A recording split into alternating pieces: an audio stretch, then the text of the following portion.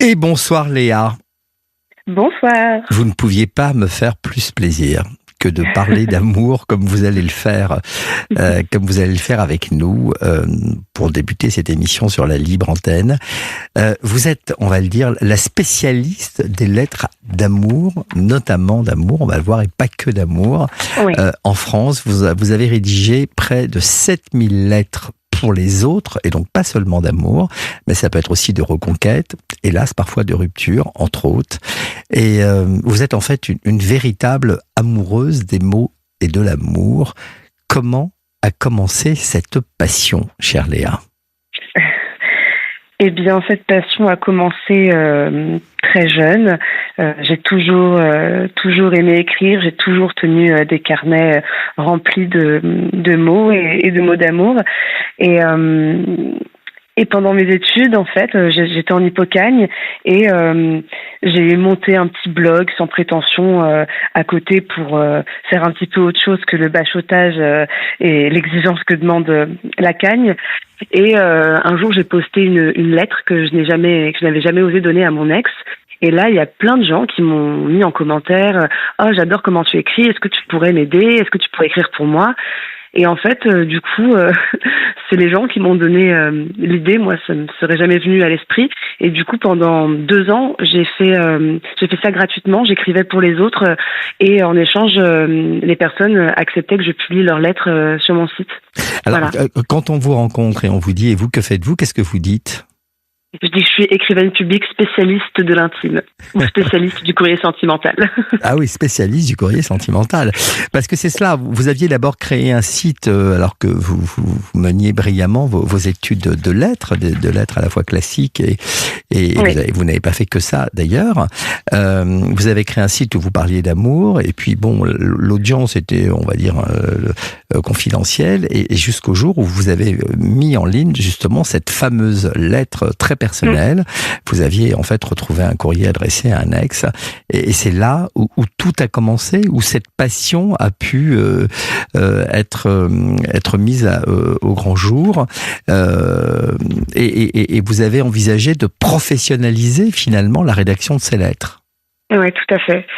En fait, j'ai fini, après j'ai fait une école de commerce, j'étais en alternance chez le site de rencontres mythiques, et à la fin de mon alternance, des 2 ans d'alternance, je me suis dit non mais il faut que j'ai pas d'enfant, pour le moment je suis encore libre, c'est maintenant qu'il faut que je tente. Et je me suis dit peut-être que plutôt que de le garder en passion, peut-être que je vais pouvoir en vivre. Et c'était un pari un peu fou, mais voilà, ça a marché. Donc et qu'est-ce qu'ils ont pensé les gens, vos proches, alors vos parents peut-être, vos petits amis de l'époque, l'ex qui s'est retrouvé avec la lettre qu'il n'avait jamais reçue. Qu'est-ce qu'ils ont pensé tous ces gens autour de vous, vos amis?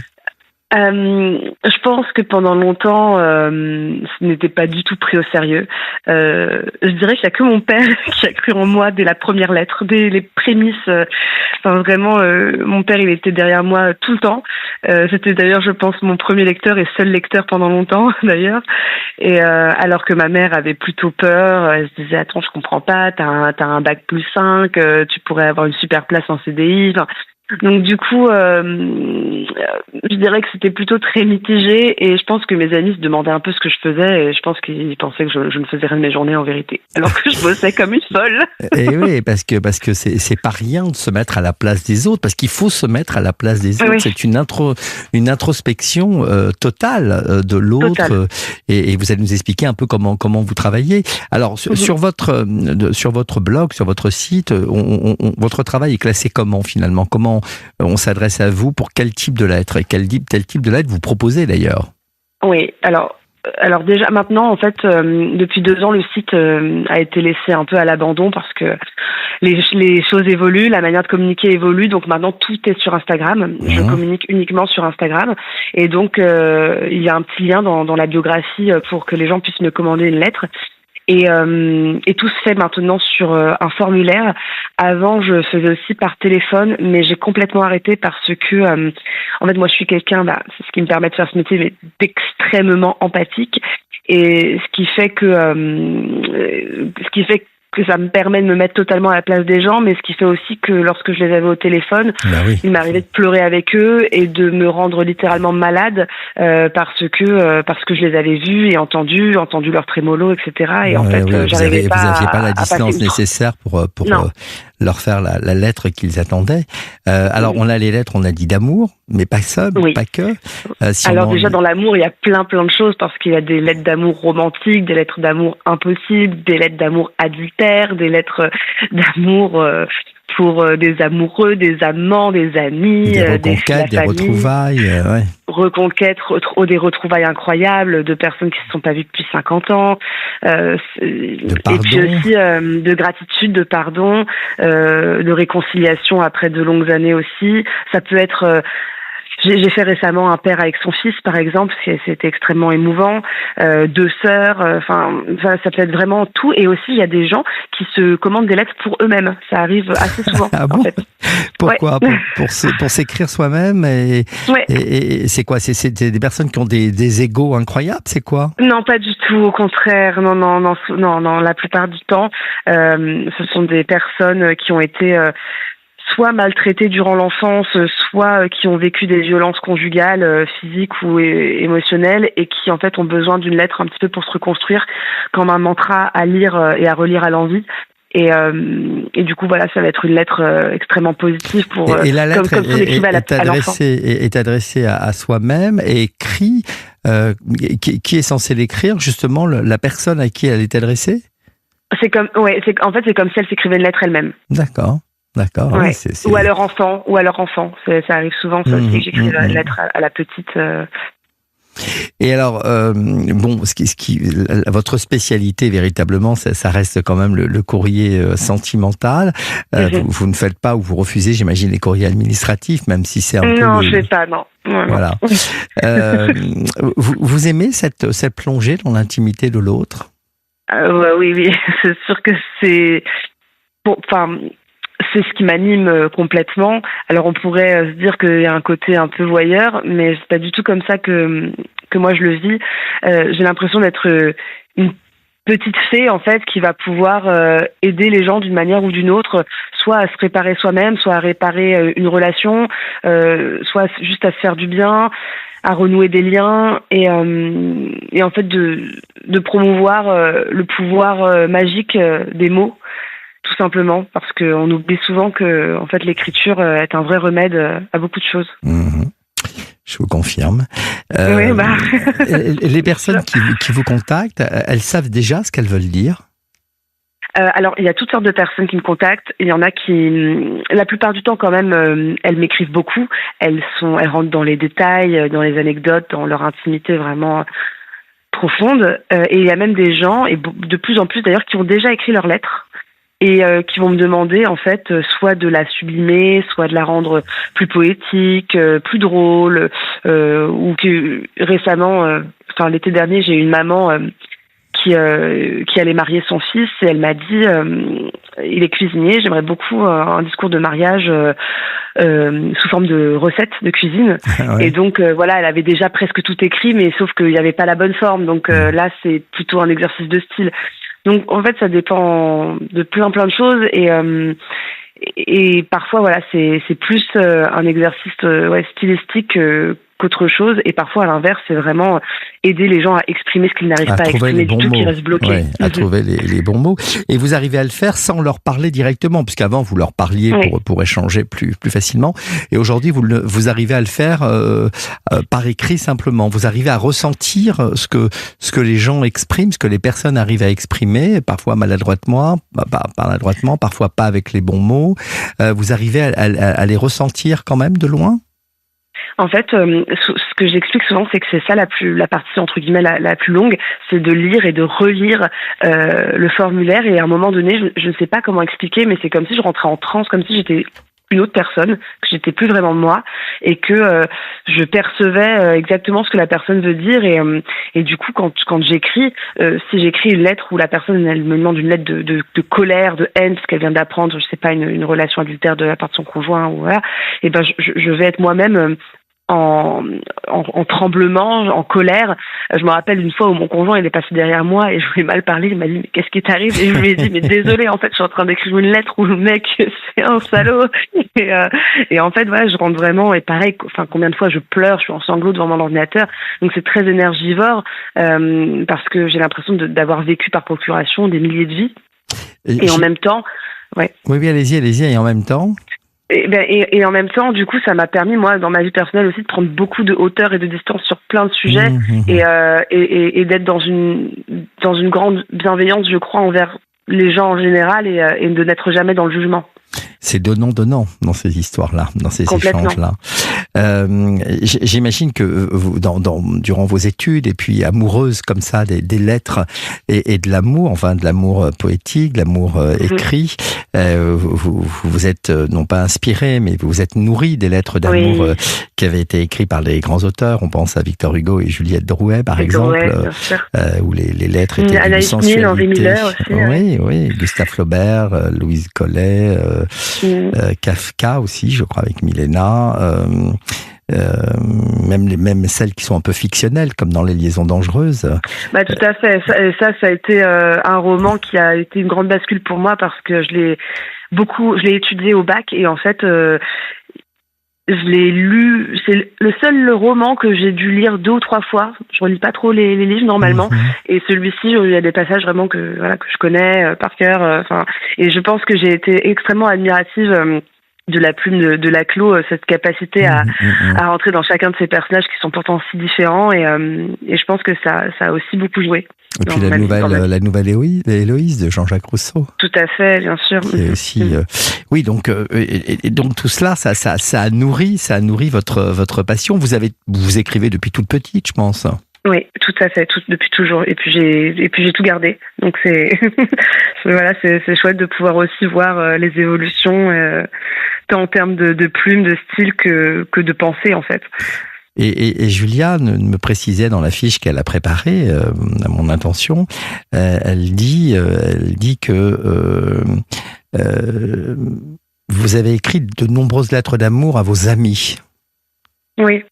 C'est important pour vous l'amitié? C'est, moi j'appelle ça l'amour, vous savez, amour. Mais c'est important pour moi, je pense que c'est très important, mais ça l'était également pour vous au point d'écrire des lettres d'amour? J'écris des lettres d'amour à mes amis, à mon amoureux aussi, alors que ça fait 16 ans qu'on est ensemble. Je lui écris encore aujourd'hui. C'est vraiment important pour moi de dire aux autres qu'on les aime, qu'ils comptent, et que ce soit écrit pour qu'ils puissent le relire, parce que ça reste avant tout un objet, une lettre. Je trouve que c'est très fort, enfin en tout cas pour moi, comme cadeau d'anniversaire, je préfère 1 milliard de fois une lettre d'amour qu'un sac de marque. C'est pour moi la lettre, le fait que l'autre prenne du temps pour nous, la démarche de s'asseoir à un bureau, de choisir le papier, le stylo, de penser à l'autre, toute cette démarche d'aller jusqu'à la poste, de mettre le timbre, je trouve ça sublime en fait. Je trouve qu'il n'y a rien de plus beau, et du coup j'ai envie de le partager aussi avec ceux que j'aime. Et je pense qu'on n'a pas besoin de savoir écrire parfaitement pour le faire. Et d'ailleurs, ça me fait penser que beaucoup de gens font appel à moi, non pas parce qu'ils ne savent pas écrire, et c'est important de le dire, mais parce qu'en fait, souvent, ces personnes ont besoin de prendre du recul sur certaines situations. Et moi-même, combien de fois j'ai dit oh tiens, là, j'aurais bien aimé une Léa, parce que là, sur cette situation à moi, là, dans laquelle je suis, j'aurais bien aimé avoir un peu plus de recul, parce que quand on a la tête dans le guidon, c'est un peu compliqué parfois, en fait, de prendre de la distance sur des situations. Dites-moi, votre conjoint doit redouter, quand c'est pas une lettre d'amour que vous allez lui adresser, mais un autre type de lettre, et je le souhaite absolument pas, mais il doit redouter votre plume. Je crois qu'il l'aime plus qu'il ne la redoute. Je crois que et à tel point que lui aussi m'en écrit et m'en a écrit énormément, alors que avant moi il n'avait jamais écrit de sa vie. Mais je crois qu'il a très vite compris que ça faisait partie de mon langage de l'amour, et que si on n'était pas deux à le parler, ça allait être compliqué. Et il n'est pas complexé de vous écrire face à une plume comme la vôtre? Non, et franchement, c'est vrai que ça c'est très agréable. La seule chose qu'il me dit, c'est quand il écrit, il ne fait aucun brouillon, il écrit d'un coup, il ne se relit pas. parce que sinon il va être trop jugeant avec lui-même, autocritique. Et donc du coup, ça fait que parfois justement il y a des très belles tournures et parfois je lui dis ça, je pourrais te l'appliquer ça pour une lettre. Est-ce que c'était bien trouvé? Et dites-moi, aujourd'hui, on s'écrit des SMS, on s'écrit des mails, on n'a plus de papier à lettres comme avant, on ne prend pas le temps de prendre de prendre sa plus belle de ses écritures avec une calligraphie particulière, un stylo plume, une enveloppe, un timbre. Les gens qui vous demandent d'écrire des lettres, ce sont parfois des SMS, des WhatsApp ou des mails? Oui, il y en a, mais dans la plupart des cas, quand même, les gens me commandent une lettre pour ensuite la recopier avec à la main. L'envoyer par la poste. Oui. D'accord, ça existe encore. Oui, ça existe encore. Soit ça, soit la donner en main propre. Il y a beaucoup de gens qui le donnent en main propre aussi. Et ça change quelque chose si quelqu'un vous dit je vais lui envoyer un mail? Est-ce que dans la forme, dans la longueur, dans les mots employés, ça va changer quelque chose? Le mail, non. Le SMS, oui. Le SMS, je vais faire vraiment beaucoup plus court. Oui, c'est ça. Vous allez le faire plus court parce que vous aurez l'impression qu'il a, si déjà il y a une, alors s'il y a de l'amour, il le lira jusqu'au bout. Mais si c'est une lettre ou un SMS de rupture, ça va l'angoisser. C'est un peu plus. Quand justement on vous demande une lettre qui peut heurter votre sensibilité ou votre moralité, comment vous faites? Ouais, c'est une très bonne question. J'ai refusé une lettre. Donc ça fait depuis 2012 que je fais ce métier. J'ai refusé une seule lettre, une lettre où un homme avait été violent envers sa femme et voulait une lettre d'excuse. Et j'ai beaucoup réfléchi parce que voilà, encore une fois, je suis vraiment pas là pour juger. C'est juste que là, j'avais trop peur en fait qu'à cause de moi, ils se réconcilient et que il y ait à nouveau violence et que je sois l'origine de ça. Et c'était pas supportable pour moi dans ma conscience. J'en dormais pas, ça me faisait trop peur. Donc vous lui avez dit non? Ouais, je lui ai expliqué. Je lui ai dit que j'avais trop peur, que je ne le connaissais pas, que je pouvais pas adhérer à ça. Et il y a une autre lettre que j'ai acceptée, mais que du coup j'ai un petit peu, en fait, une femme qui était elle ne le savait pas, mais en fait, elle était malade, elle était érotomane.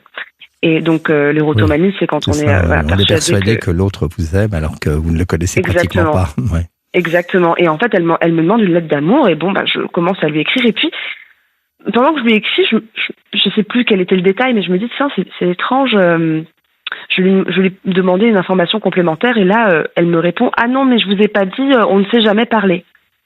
Ah ouais. Alors là, je tombe sur les fesses. Je me dis, mais attends, elle connaît sa danse préférée, son chanteur préféré, sa boulangerie. Elle connaissait tout, sauf qu'elle ne lui avait jamais parlé. Et donc là, je me suis dit, bon, je peux pas lui dire de but en blanc, vous avez un problème, madame. Donc du coup, ce que j'ai fait, c'est que j'ai bien insisté dans la lettre de dire, je suis peut-être folle de penser que, alors que nous ne sommes jamais parlé. Enfin, j'ai insisté là-dessus parce que je me suis dit, si jamais la lettre tombe entre les mains d'une potentielle épouse, sais-je, que ne pas briser un couple, que ce soit bien écrit noir sur blanc, qu'il n'y a pas de relation. C'est ça. Ouais, c'était un patron et c'était une salariée et en fait, ils ne s'étaient jamais parlé et se croisaient dans les couloirs.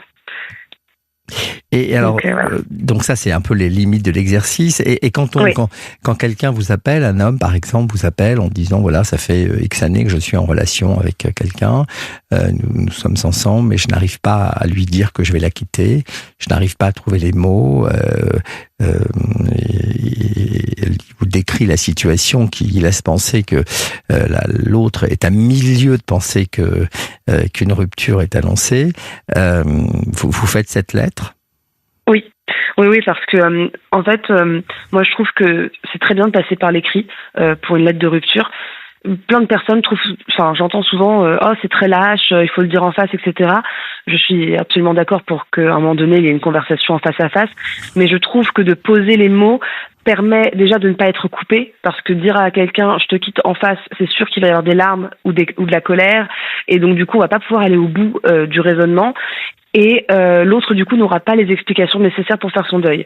Et je trouve que, du coup, d'avoir cette lettre écrite qu'on va pouvoir, encore une fois, relire, permet de mieux comprendre et aussi d'avancer quand on est de l'autre côté. Et j'ai beaucoup de personnes qui me font appel à moi pour les ruptures en me disant qu'elles ont beaucoup de respect pour l'autre et que justement elles aimeraient une lettre de rupture en douceur avec beaucoup de bienveillance et de gratitude pour ce qu'elles ont vécu et au fond c'est une belle démarche, c'est pas du tout pour remettre ça entre les mains de quelqu'un d'autre, c'est au contraire pour faire preuve de délicatesse pour pas heurter la personne avec qui elles ont créé quand même un beau bout de chemin. Et justement, dans ce cas-là, vous disiez que vous mettiez à la place de celui qui vous demandait d'écrire. Vous vous mettez aussi à la place de celui ou celle qui reçoit la lettre? Ah bah ça m'arrive, mais j'évite enfin, comment dire, si c'est des lettres comme ça de rupture, je n'y pense pas. Enfin, je m'oblige à ne pas y penser parce que sinon je vais encore me retrouver à pleurer de l'autre côté. Et c'est du coup en fait, en tout cas, je le fais toujours en conscience. Par contre, quand c'est une lettre, par exemple comme ça, lettre de rupture en douceur, je vais faire en sorte qu'elle soit le plus facilement acceptée par l'autre, enfin que l'autre ne soit pas brisé à sa lecture, c'est ce que je veux dire. Après, il y a des lettres après des découvertes terribles d'adultère ou à l'inverse, là on me dit j'ai la haine, je veux crier vengeance, et là c'est un autre état d'esprit. Et oui, et là vous vous mettez encore à la place de celui qui souffre. Et oui. Et évidemment, vous avez, j'imagine, des milliers d'exemples depuis cette lettre, depuis toutes ces lettres qui ont été écrites. Quel a été alors vous nous avez dit ceux que vous avez refusés. Quel a été le cas, enfin les lettres les plus extravagantes qu'on vous a demandé? Alors il y a un cas un petit peu, j'en parle beaucoup parce que c'est vrai que c'est la seule fois où on m'a demandé, c'était un petit peu fou. En plus j'avais 22 ans je crois quand j'ai commencé, donc évidemment je taisais mon âge pour la légitimité, mais on m'a demandé un contrat d'esclavage. Alors sur le coup je me suis dit qu'est-ce que c'est que ça? Et en fait c'était une femme dans le milieu BDSM, une femme dominatrice qui voulait un contrat de soumission pour son homme soumis. Et donc, c'était on m'avait vraiment sorti de ma zone de confort à ce moment-là. Oui, bah oui. Mais j'avais adoré l'exercice parce que justement, c'est ça qui est intéressant aussi, de vraiment faire des choses différentes. Donc, c'est un exemple voilà qui m'est resté. Et vous êtes plongé sur ces films, enfin sur des films ou sur des. En fait, elle m'avait dit si vous ne connaissez pas le milieu, et elle m'avait fait une liste de sites. Et du coup, j'avais potassé comme ça. Oui, il y a par exemple 50 Shades of Grey, qu'on filme où c'était. Oui, mais à l'époque, il n'y avait pas ce film-là. C'était pas encore ce film-là. Et écoutez, regardez ce que je vous propose, parce que j'ai envie que vous nous donniez encore beaucoup d'exemples des lettres et des demandes extravagantes qu'on a pu vous faire, des demandes parfois les plus émotives aussi, les plus troublantes. Et puis après, vous allez nous dire un peu comment vous travaillez, combien ça coûte. On a envie d'aller un peu plus loin. Et donc, je vous propose de rester avec nous, chère Léa, sur Europe 1. On va poursuivre la conversation. Justement, Maëlle Hassani est rentrée dans le studio. Nous sommes avec Léa Maëlle. Je sais que vous étiez en train de préparer votre journal. Vous n'avez donc pas probablement écouté. Et Léa est écrivain public, spécialiste du courrier sentimental. Elle écrit des mots d'amour pour les autres et donc des lettres d'amour. Parfois des lettres de rupture, parfois des lettres où elle crie son désarroi et son mécontentement quand une femme ou un homme a été trompé. Mais elle écrit aussi beaucoup de lettres d'amour.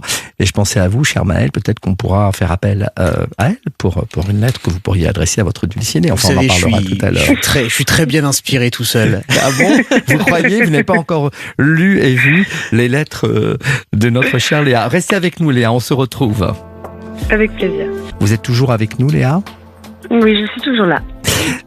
On en était aux demandes les plus extravagantes. Vous nous parliez d'un contrat sadomaso. Donc, on parlait de ces livres qui avaient été écrits là-dessus, cette littérature sentimentale.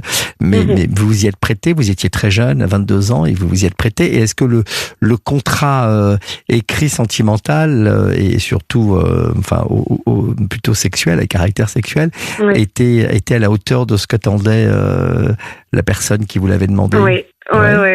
C'était un homme d'ailleurs qui vous l'a demandé? Non, c'est une femme? Non, c'était une femme. Ah oui. C'était une femme dominatrice. D'accord. Et d'ailleurs, elle avait fait appel à moi à plusieurs reprises suite à ce premier contrat. Ah oui, d'accord. Elle a fait appel à vous pour écrire encore de nouvelles lettres? Eh oui. D'autres contrats. Ah, d'autres contrats. Vous êtes devenue la spécialiste aussi de ces contrats Non, après effectivement, sexuel. j'ai même eu pour elle, j'avais fait aussi des lettres et c'est vrai qu'il y a des personnes qui reviennent vers moi et qui font appel plusieurs fois à moi au cours d'une même année ou au cours de plusieurs années. C'est assez émouvant aussi ça, de suivre les gens. Et alors, vous avez été, j'imagine aussi, amené à rédiger des déclarations de personnes qui sont mariées à des personnes, à des amantes ou maîtresses ou à des amours impossibles. Oui, ouais, ça j'en ai énormément en fait. Ça c'est quelque chose c'est une des demandes que j'ai le plus souvent. Et en fait, c'est assez terrible parce que du coup, comme moi, je suis un petit peu de l'autre côté. Je vois aussi à quel point il y a de la souffrance de partout en fait dans ces relations-là et que c'est vrai que d'un point de vue extérieur, on va souvent simplifier en disant lui c'est la mauvaise personne, elle c'est la mauvaise personne parce qu'elle a trompé, mais en fait souvent, en tout cas dans les lettres que je dois écrire quand il y a une relation adultère et que une personne va écrire à son amant ou à sa maîtresse, en fait il y a tellement de souffrance de pas pouvoir vivre réellement cet amour-là et en fait d'avoir cette sensation de passer à côté de sa vie par peur de briser celle qu'on a construite avec quelqu'un d'autre. Et c'est très compliqué. C'est beaucoup plus compliqué que ce truc de noir-blanc qu'on a tendance à penser. Et vous refusez à la fois, j'imagine, à tout jugement et à tout conseil? Oui et non, ça dépend. Si je me sens légitime de donner un conseil, par exemple sur les lettres de reconquête, c'est vrai que j'en ai écrit tellement que parfois je me permets de dire là franchement c'est une très mauvaise idée. Après, encore une fois, je les laisse mettre à la fin de ce qu'ils veulent, et donc s'ils me disent non je veux quand même écrire ça, on l'écrira, mais je me permets de voilà. Et d'ailleurs, c'est ce que j'allais dire tout à l'heure, c'est aussi beaucoup pour ça qu'on fait appel à moi, c'est qu'aujourd'hui il y a des thématiques sur lesquelles j'ai une petite expérience, on va dire, du fait d'avoir écrit pour tant de personnes et de savoir si telle ou telle lettre ont marché ou telle lettre n'ont pas marché. Je sais un petit peu ce qui fonctionne, en tout cas pour certaines choses.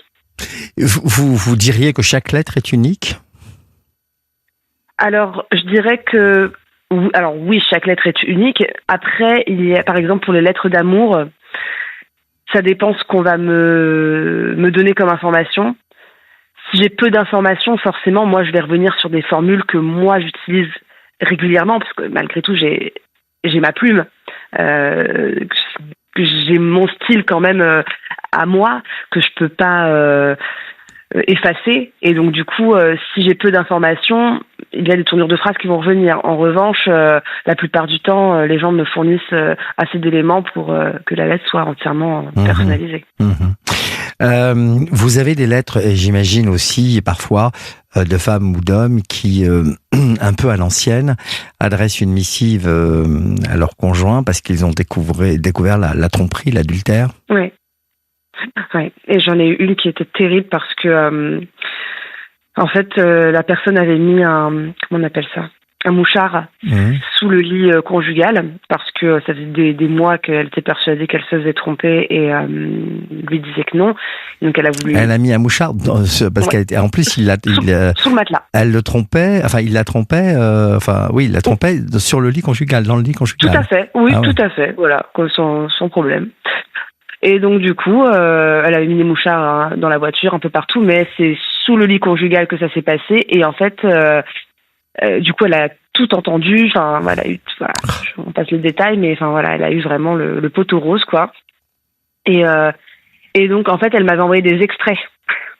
Oh là là là là. Donc voilà, donc moi du coup forcément alors là gros transfert, je me suis j'étais, vous avez planté un mouchard vous-même, non? Non, mais c'est vrai que je me rappelle avoir un peu vacillé. Enfin, je me suis dit mais qu'est-ce qu'elle a dû ressentir, quoi, vraiment, d'entendre ça, même si elle avait des doutes. Là, c'est vraiment c'est rude. C'est rude quand même d'apprendre ça comme ça. Et donc du coup là, c'était une lettre, effectivement de haine, une vraie lettre de haine. Vous êtes mis vraiment à sa place, vous avez vraiment, vous êtes mis. Et justement, de toutes ces lettres que vous adressez, de toutes ces relations que vous nouez avec les personnes qui vous demandent d'entrer dans leur intimité en vous confiant des choses qui vous permettent ainsi de ressentir au plus près les émotions que vous allez traduire dans ces lettres, vous avez des nouvelles? De certaines personnes, oui. J'ai même noué une belle amitié épistolaire uniquement avec une cliente où on s'est écrit pendant près de 3 ans. On ne s'est jamais appelé, on ne s'est jamais parlé autrement que par lettre. Et c'était une très belle relation, très forte, où voilà, on se voyait, on était en train de se découvrir l'une l'autre, vraiment par courrier interposé, c'était très fort. Et sinon, j'ai des personnes qui reviennent 2 ans, 3 ans après la lettre et pour me donner des nouvelles de ce qui s'est passé. 3 ans, mais vous n'avez pas envie, vous, de savoir si une lettre, par exemple, une lettre parfois avec des mots violents que vous avez dû employer pour dire votre détresse, pour dire votre désespoir, pour crier parfois la haine qu'on peut subir après une rupture ou après une tromperie découverte dans les conditions que vous nous avez indiquées. Vous n'avez pas envie de savoir comment cette lettre a été perçue? Bien sûr que j'ai envie, bien sûr. Mais en fait, j'ai appris à retirer cette frustration parce que je sais qu'une fois que j'ai écrit la lettre, si les personnes veulent me tenir au courant, elles le peuvent, mais elles n'en ont aucune obligation et c'est pas moi qui vais leur demander de me tenir au courant. C'est pas. En fait, moi, je suis la petite main qui va sublimer tout ça, mais je peux pas. J'ai déjà suffisamment rentré dans leur intimité. Je vais pas continuer. En fait, c'est un petit peu comme ça que. Oui, bien sûr, bien sûr. Alors, on disait pour vous contacter sur parlerdamour.fr, c'est le site sur lequel qu'on retrouve en allant sur votre page Instagram. Ouais, il faut aller sur Instagram, c'est @parlerdamour.fr et tout est sur Instagram maintenant. D'accord, et donc c'est comme ça qu'on peut vous contacter. Et puis vous traitez, j'imagine, aussi toutes les histoires familiales de réconciliation entre frères et sœurs, j'imagine. Oui. De parents, enfants aussi. C'est des choses. Une des lettres, ça me fait penser, qui m'a énormément marqué. C'est une lettre d'un fils pour sa mère qui allait se faire euthanasier. Et ça, c'était extrêmement douloureux d'écrire ça. Et voilà, il y a des lettres comme ça qui ou de gens parfois malades qui ont envie de se confesser d'une certaine manière à leurs proches quand ils n'ont plus de contact. Oui. Et j'ai eu un homme qui était condamné. Il avait plus que quelques mois, cancer du cerveau fulgurant, plus que quelques mois à vivre. Et en fait, il m'avait commandé une lettre pour son ex, mais une ex qui datait de 3 ou 4 ans. Et en fait, en gros, il voulait lui dire merci parce que grâce à toi, à l'amour qu'on a partagé, j'ai l'impression d'avoir vraiment vécu. Et que sans ça, en fait, j'aurais l'impression de partir en n'ayant pas vécu complètement. C'est un magnifique cadeau. Ouais, incroyable. Et j'ai lu aussi dans ce que m'a remis Julia que une femme vous avait demandé, alors je souris, peut-être qu'il faut pas sourire d'ailleurs, parce que une femme vous avait demandé d'écrire une lettre à un chien. Oui. Mais c'est la seule fois. Mais comment vous avez fait? J'ai écrit ouf. Non, plus sérieusement, j'ai écrit vraiment une lettre à l'animal, comme s'il comprenait les mots. Je pense que, en fait, c'était une lettre pour le chien de son ex. Et j'en suis sûre que c'était pour s'adresser à l'ex directement, mais qu'elle avait utilisé le chien elle faisait parler le chien à travers, quoi. D'accord. Voilà. Donc. Mais autrement, vous l'auriez fait quand même. Ah oui, non mais bien sûr, oui, parce que j'estime que voilà, il y a des gens qui ont eu un lien extrêmement fort avec leur animal et que s'ils veulent leur lire quelque chose comme ça, qu'ils ont l'impression que le lien est assez fort pour que l'animal comprenne. Encore une fois, je suis pas du tout là pour juger. Oui, bien sûr, mais après, pour toucher la réalité ou pour toucher au plus près de ce que vous souhaitez transmettre, que la personne souhaite transmettre, il faut qu'il y ait un tout petit peu de concret quand même. C'est cela qui est parfois compliqué. Oui, c'est sûr que quand on pour cette demande-là, pour le coup, c'est beaucoup plus long pour moi de traiter une demande comme ça parce que par quel bout commencer. C'est quelque chose sur lequel je ne vais pas faire un transfert directement. Donc ça me prend beaucoup plus de temps au final à écrire. Alors, on a quelques messages pour vous. Alors, justement, on parlait avec Maëlle de ChatGPT, de l'intelligence artificielle. Oui. Justement, on a un message sur le 739-21 sur Europe 1 qui nous dit, chère madame, quid de la concurrence de ChatGPT? Oui, c'est une très bonne question, cher monsieur. C'est vrai que quand ChatGPT est arrivé, je me suis dit, bon, ok, c'est fini. Voilà, tout est fini. Ouais. Une grosse angoisse. Ouais. Et bizarrement, la même année que l'IA est arrivée, j'ai eu une croissance assez fulgurante des demandes de lettres, au point de devoir mettre un stop, de mettre un frein en fait au bout de 5 commandes par jour, parce que en fait parfois j'avais 8-10 commandes par jour et je ne m'en sortais plus. Et puis j'avais l'impression moi-même de devenir une machine, parce que quand on écrit un discours d'enterrement et juste après une lettre d'amour, au bout d'un moment on tient plus quoi. Et en fait, la clientèle a beaucoup évolué. Avant, j'avais une grande partie des personnes qui me commandaient des lettres qui n'arrivaient pas à exprimer leurs sentiments. Aujourd'hui, j'ai plutôt des personnes qui savent écrire, voire même très bien écrire parfois, et qui soit manquent de confiance, soit ont besoin de plus de recul et d'un avis extérieur, soit ont envie d'une plume un peu plus poétique, qui va sublimer leur écrit. Mais finalement, le challenge est encore plus élevé, on va dire, parce que... Et puis il y a l'approche psychologique que ChatGPT ne peut vraiment pas voir, à moins de lui donner vraiment des éléments très concrets.